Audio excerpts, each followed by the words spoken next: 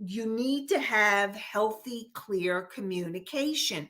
Healthy, clear communication is an essential ingredient in healthy relationships. The first step is really being clear on what are your wants, what are your needs, and what is it that you want to communicate. It's really important to be really clear. What is it that you want to communicate?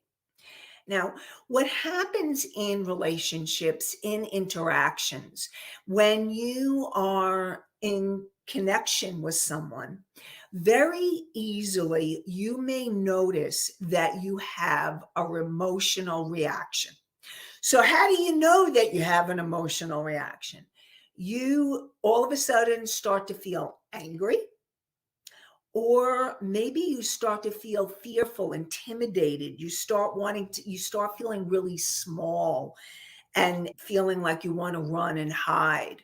Or maybe you end up being in freeze mode. Now, what I'm actually talking about is the fight, flight, and freeze response, the stress response. And what happens in relationships is so often that gets triggered. And the closer you are to someone, the more easily the trigger can happen. And I will also tell you that sometimes people trigger you on an unconscious, subconscious level.